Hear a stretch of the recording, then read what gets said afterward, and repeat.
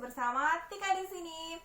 Oke teman-teman, hari ini aku mau bahas tentang tips program hamil bayi laki-laki atau bayi perempuan. Tapi sebelum kita lanjut ke videonya, kalian boleh klik tombol merah di bawah ini, klik subscribe dan nyalakan lonceng notifikasinya biar kalian nggak ketinggalan video-video terbaru dari aku gitu. Oke, klik dulu ya, subscribe. Oke, kita lanjut. Bagaimana sih untuk memprogram kehamilan bayi laki-laki atau bayi perempuan? Sebenarnya menurut aku pribadi juga, mau anak laki-laki mau anak perempuan itu sama-sama titipan dari Allah, sama aja. Yang harus kita jaga. Cuma namanya manusia kadang, aduh aku pengennya anak pertama aku cowok, atau aku pengen anak pertama aku cewek, atau udah punya anak laki-laki pengen punya anak perempuan dan lain sebagainya. Kita sebagai manusia ya sah-sah aja untuk mengusahakan apa yang kita bisa selama itu masih boleh gitu, boleh menurut agama dan lain sebagainya ya kan. Nah sekarang aku mau sharing gimana sih tips-tipsnya. Yang pertama mau kita bahas adalah program bayi laki-laki. Jadi gini, sebenarnya yang menentukan ini nanti jadi anak laki-laki atau jadi anak perempuan itu adalah sperma si bapaknya. Si bapak ini bawa kromosom X dan bawa kromosom Y. Nah, si X ini adalah cewek. X ini kalau yang membuahi sperma X itu jadi anak cewek gitu. Kalau yang membuahi itu sperma Y jadinya anak cowok. Jadi si X nih cewek, kita gampangnya ya ngomongnya, si X ini cewek, si Y ini cowok. Nah, gimana sih caranya biar sel telur ini dibuahi sama si Y ini, cowok ini? Caranya adalah yang pertama kita harus mengatur pola makan. Terus apa aja yang harus kita makan? Nah, kalau kita pengen anak cowok, suami kita harus jadi macan. Harus makan daging-dagingan selama minimal 3-4 bulan sebelum terjadi pembuahan. Jadi ya daging apa aja, mau ikan, mau daging kambing, daging sapi, daging ayam, daging kelinci, apa aja pokoknya daging-dagingan. Nah, si istri harus jadi kambing. Jadi makan sayur-sayuran terus selama 3-4 bulan sebelum terjadi pembuahan. Ya bosen dong, lama banget makan sayur, terus makan daging, terus nah namanya juga usaha ya kan. Semuanya itu harus diusahakan dan semuanya itu harus ada pengorbanan, gak ada yang instan, di instan aja harus direbus ya kan. Nah apalagi kita pengen keturunan laki-laki atau perempuan, jadi kita harus ada usahanya gitu. Nah kemudian ada juga yang mengatakan bahwa bisa juga dengan cara manipulasi pH MISFI. Jadi kalau misalkan pengen anak laki-laki, kita buat pH-nya lebih basa. Karena si Y ini akan tahan sama pH basa, sedangkan si X ini nggak tahan sama pH basa gitu. Nah, gimana caranya? 30 menit sebelum berhubungan, ini menurut dokter ya. 30 menit sebelum berhubungan itu kita boleh cebok-cebok dulu pakai air yang dicampur dengan baking soda. Dikit aja, air 1 gayung itu boleh pakai setengah sendok teh baking soda gitu biar lebih basah. Ceboknya dari depan ke belakang ya. Nah, terus kita bahas kapan baiknya untuk berhubungan. Nah, kalau misalkan kita pengen anak laki-laki, karena sperma Y ini tuh dia tuh gesit, dia tuh pergerakannya gesit, cuman dia tuh hidupnya nggak tahan lama.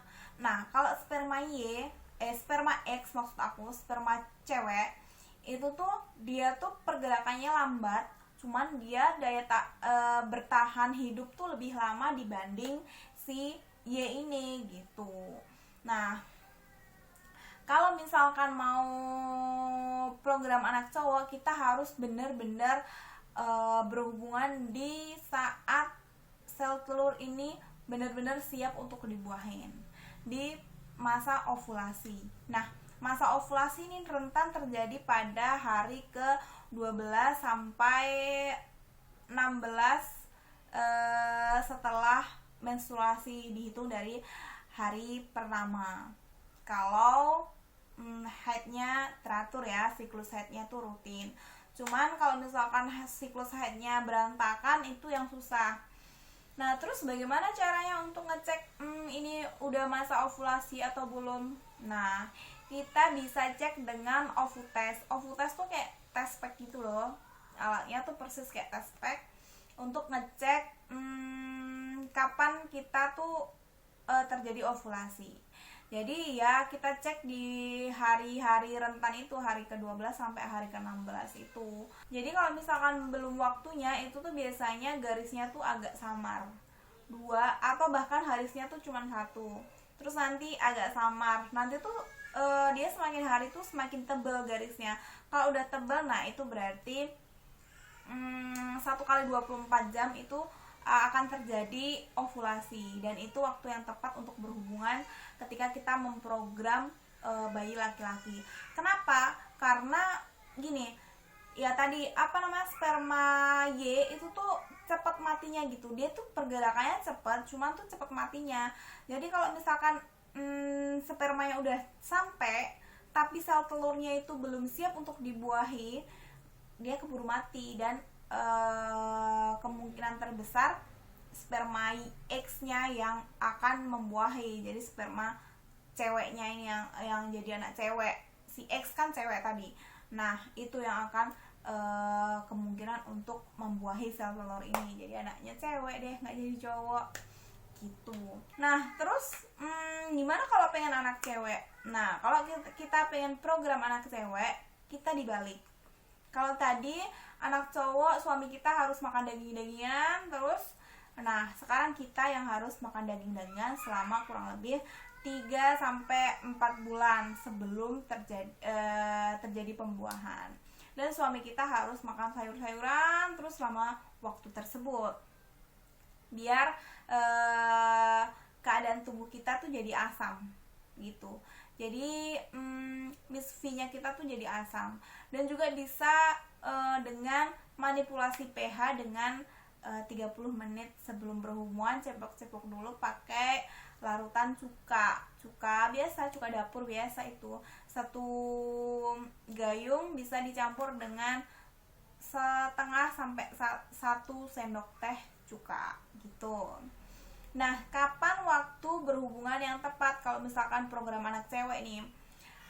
Kalau sperma X, sperma cewek ini tuh pergerakannya kan lambat, cuman dia bertahan hidup lebih lama dibanding sperma Y. Jadi bisa sebelum terjadi ovulasi, di hari ke-12 sampai 16 ini, sebelum terjadi ovulasi ini, sudah bisa berhubungan. Karena kan nanti walaupun si Y ini, si cowok ini udah sampai duluan, tapi kan sel telurnya belum siap untuk dibuahi, jadi dia udah mati duluan, dan si X ini bisa nyusul dan ketemu sama si sel telur ini gitu. Jadi si Y walaupun udah sampai duluan, udah mati duluan, jadi si X deh pemenangnya gitu, harapannya sih gitu. Dan ini menurut penelitian sih, berhasilnya angka keberhasilannya itu 70 sampai 80%. 20%-nya itu mutlak kehendak Allah ya. Tetap hasil mutlak tuh dari yang di atas, mau dikasih anak cewek atau dikasih anak cowok gitu teman-teman. Nah, kalau misalkan mau lebih keberhasilannya tuh lebih besar, tingkat keberhasilannya lebih besar, itu bisa dengan inseminasi buatan. Jadi nanti diambil spermanya suami kita, diambil, dipisahkan antara sperma X dan sperma Y. Terus kemudian maunya anak cewek apa maunya anak cowok nih. Jadi diambil salah satu, nanti disuntikan ke istrinya gitu. Jadi inseminasi ya.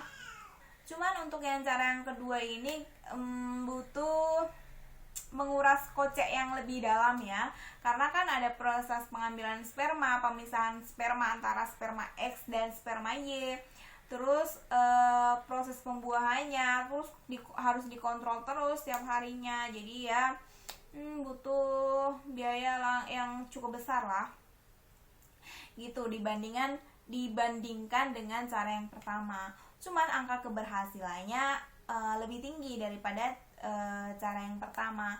Angka keberhasilan ini tuh 99%, lebih dari 99% gitu. Cuman sisanya ya terserah Allah mau dikasih perempuan atau laki-laki gitu. Cuman kita manusia bisanya usaha, semaksimal mungkin kita usaha ya.